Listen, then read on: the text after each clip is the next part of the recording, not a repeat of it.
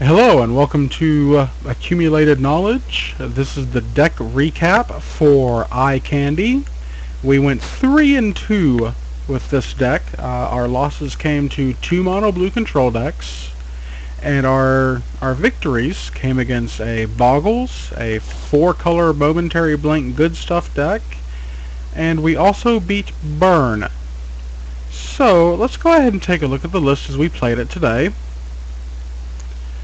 I think the main deck is it's fairly good. The distortion strikes, in my mind, could be changed out with Artful Dodge. They're interchangeable. I think 57 of the 60 cards are perfect. Uh, the lands are fine. The Ponders, the Preordains. Uh, this is actually the deck that I've been happiest with. Other versions of the deck that I've ran had Sleight of Hand, and they just... This one feels to me to be the most consistent. The only problem that I have with this deck is its sideboard. Its sideboard is awful. Well, awful's too strong of a word. There's definitely some cards that don't need to be in here. Fever Charm, for instance. Those can go. And if we're going to look for a Fever Charm replacement, we need to work on the mono blue matchup. We want some Pyroblast. Vapor Snag is okay, Flame Slash is okay, Electrickery is okay. Disperse really felt like it shined against the Boggle deck, and it felt like it shined against the 4-color deck that we played. But I wonder if we could take one of them out. I know there's a lot of circles of protection running around in the format, but I didn't exactly play against any circles of protection tonight. And it's nice to have an answer to it. Just having a couple of Hydroblast, maybe. But we definitely need Pyroblast, and we definitely need Dispel against the mono blue deck. I'm not saying that trading Fever Charm for Pyroblast is going to make the matchup flip. But will it make the matchup a little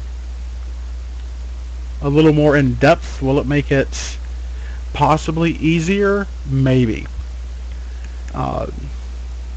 With that said, this is going to be a short recap video. I think Eye Candy is a deck that is obviously a very known quality. It was at one point one of the top 3 decks to play in Pauper. I believe it has fallen by the wayside as Mono Black has sprung up, as Mono Blue has sprung up.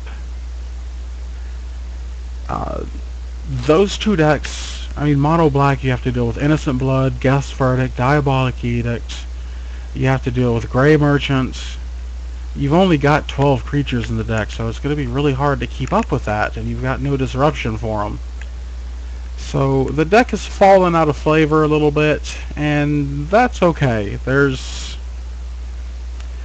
I think Eye Candy is now a strong, solid Tier 2 deck. It's going to 3-1, it's going to 4-0 when daily events come back on Wednesday. It'll do that because it's still a strong deck that has very good matchups. It's so good against Stompy. It's pretty good against Affinity. It's good against Boggles. It's good against White Weenie. So keep your eyes out for Eye Candy. If you haven't played it yet, the deck without Pyroblast cost about $8. That's from that's about a month ago quote, but I can't imagine things going up too much. With Pyroblast, I don't think you're spending more than $20 for a deck. And if you're spending $20 for a deck, I mean, you're getting a lot of enjoyment out of that. You're getting a lot of entertainment. I mean, if you're on a budget and you're playing Pauper, this would be one of the first decks I recommend because it's so solid against most of the field and has so few bad matchups. But those bad matchups are just the worst. Anyways, next time on Accumulated Knowledge, we are going to be going over a Tron deck that was given to me without a sideboard by one Alex Allman.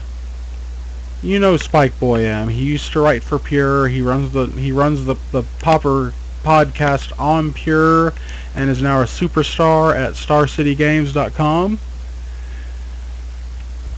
He hooked me up with a Tron list. We're going to try it out, and we're going to see how it does. I'm going to make up a sideboard on the fly, and we'll see how it goes. So, thank you for watching this episode of Accumulated Knowledge. I appreciate your views. I appreciate you coming in and checking out the sites.